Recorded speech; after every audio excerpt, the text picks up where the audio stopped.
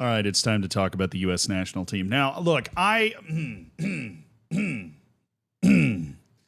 I have expectations, right? It's important, though, that we're going to separate two different types of expectations, okay? Because I think we need to be reasonable. I think a lot of the things that have happened around the U.S. national team maybe have been unreasonable, and we need to be reasonable.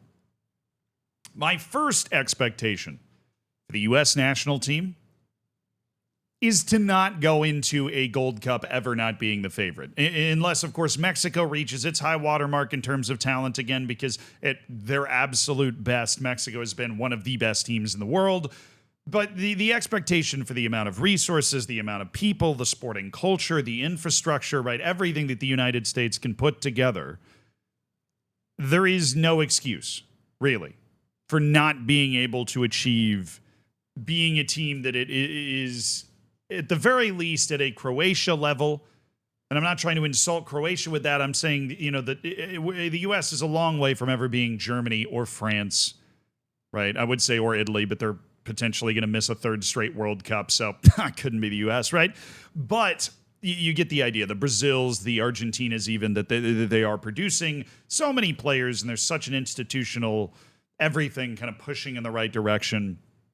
They're always going to be great. The United States should be able to get to kind of that next level where we can at least make those teams sweat. And if everything goes our way, we can get to a World Cup final like Croatia did, right? That sort of level of competitiveness is what that's my expectation. That's my long-term expectation for what the U.S. should be for all of the reasons that I already mentioned.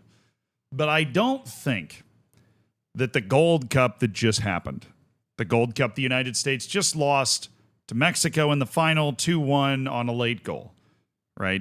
Which, let's be honest, the absolute best U.S. team has also done that in living memory plenty of times, right? It has gone to the final of the Gold Cup and lost to Mexico.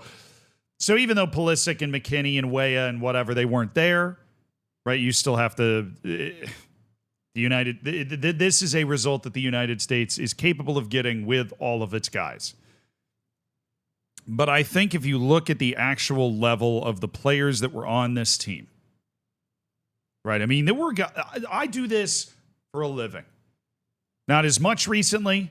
I've been MIA, right? A lot of you have been speculating about where exactly I have been. It involves 8 feet of garden hose, that's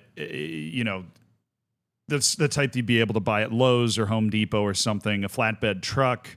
3 Somali wild donkeys, otherwise known as the Somali wild ass, and the Amazon rainforest. I've said too much. But I do this for a living. And there were guys that were on this U.S. national team that I'd never heard of in my entire life. I mean, no offense to Alex Freeman, right, who started at fullback basically the entire tournament. I didn't know who he was. The guy's got less than 30 appearances in MLS. Or maybe he's cleared that by now, but less than 40, right? This is not somebody that is tenured, right? This is somebody that has just emerged onto the scene. Even somebody like Damian Downs, who plays at Cologne. I didn't really know who he was. I'd never heard the name before. Maybe I should be following MLS more intently. Then I'd know who guys like Arfston are. And they showed moments where they played well. But in some spots on this team that Pochettino, granted that Pochettino decided to call up, were spots that were given very intentionally to guys that could be on a meteoric rise. We're not sure. And we're not sure if Alex Freeman is going to stall out as an above-average MLS fullback, or if this, him emerging as a good MLS fullback is going to be the beginning of a continued rise. We're not sure if Patrick Agyemang, who came in as the striker from Charlotte, is going to go over to Derby County and flame out, or if he's going to score 25 goals and work his way into Crystal Palace or something. Like, you don't know.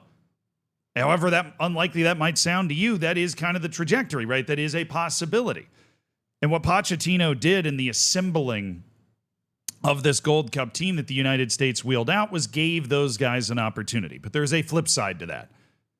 This team was not very good relative to how good the U.S. national team can be when you call up all of the guys that play in Europe, all of the guys that have years of experience playing in the national team. which is what this center back pairing was able to deliver with Tim Ream and Chris Richards. Those two guys have been around the block. They both put years in the Premier League and years into the U.S. national team, and they are able to play at that level.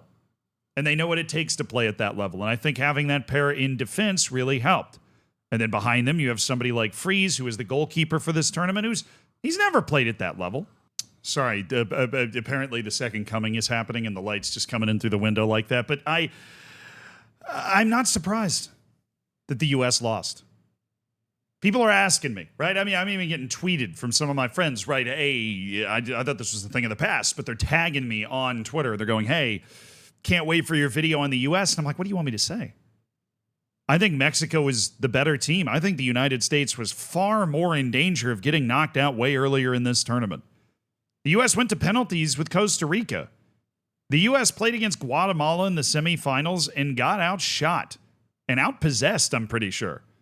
Now, granted, the U.S. scored 2 early goals, and so they were really just keeping the shape, but still, it's Guatemala. And Greg Berhalter was able to deliver dominant possession against teams like Guatemala 100 times out of 100. But I'm not really blaming Pochettino here either. I think Mauricio Pochettino realized something, and that was that the Gold Cup doesn't really matter. Sure, you want to win. You put the guys on the field, you want to win. It's the same way that you tank in the NBA, where it's not like the guys on the court are trying to lose. You just get bad enough guys onto the court so you can get a better draft pick.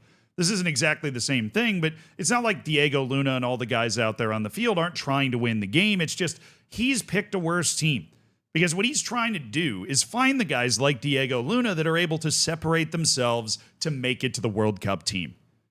Right? Find the guys that you're able to bring in as, yeah, this guy's going to be a backup. You get 26 guys on the World Cup team. The United States has, in my opinion, probably 10 to 15 guys that are automatic call-ups. No doubt, have to be there.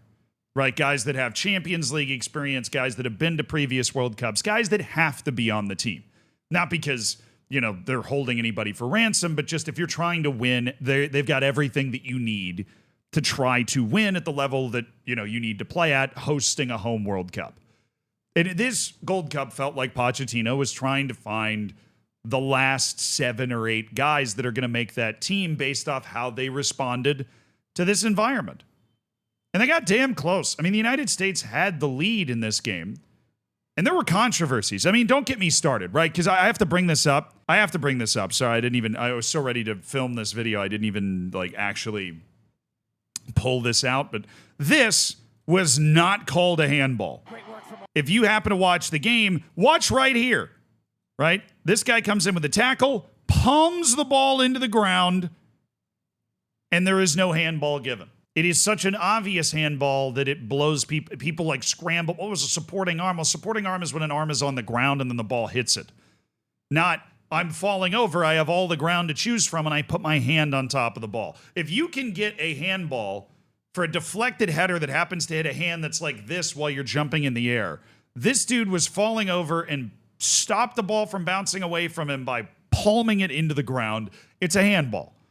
I will accept no counter arguments because no counter argument exists, right? It's not possible. It's just a handball that was missed. But CONCACAF doesn't even have goal line technology, even in the final, which most CONCACAF thing you've ever heard, right? So not surprised that this wasn't called, but the United States gets that call in the 67th minute, and things change a lot, right? And it's possible that Mexico was maybe offside on one of the goals that they scored. I mean, it's just... The United States team that went to this tournament did about as well as I could have hoped that they would do. And I'm surprised that so many people are embarrassed or angry or disappointed, because I think if you look at the guys that played heavy minutes in this tournament, it's pretty obvious that Mauricio Pochettino was trying to figure out which of these rising domestic guys, or which of these guys like Damian Downs that play in second division in Germany or something, that might be able to contribute to the team when all the cards are on the table, right? This is halfway through the poker hand. We're not going to figure out all the cards that Mauricio Pochettino is assembling until we get to next summer. Now, his hand might be shit. He might be assembling a terrible hand, and then he puts it on the table and we get grouped. But we won't know, because the strategy since Mauricio Pochettino has come in is 3 games in 2026 in the summer, to be precise. And those 3 games haven't happened yet. And this Gold Cup was part of the process on the way to those 3 games. It should be viewed as such. All you wanted was for the U.S. not to get embarrassed, not to lose to Haiti, not to lose to Guatemala, right? To get to a point where they lost a game that could be considered respectable. And losing a game to Mexico is respectable. Losing a final to a Mexican team, 2-1 on a late goal, is perfectly respectable. Again, that's not my expectation for the U.S. overall. It's much higher than that. But in this tournament, Clint Dempsey, I think, said it best. He's like, look, I don't know what you expect Mauricio Pochettino to do when you're looking at the tools that he's working with. I just don't know if he had the tools. And I mean, he selected those tools, and I believe he selected them with a strategy to try and identify guys he wants to bring through. But this is not some end-of-the-world disastrous disappointment. This is a summer camp that went through Gold Cup that's going to help build a team that can go to the World Cup next year and hopefully go farther than people think that they will, and get the country behind them and just do something. That would be great. Anything but nothing. But no, this Gold Cup it wasn't a disaster. It was better than I thought it would go.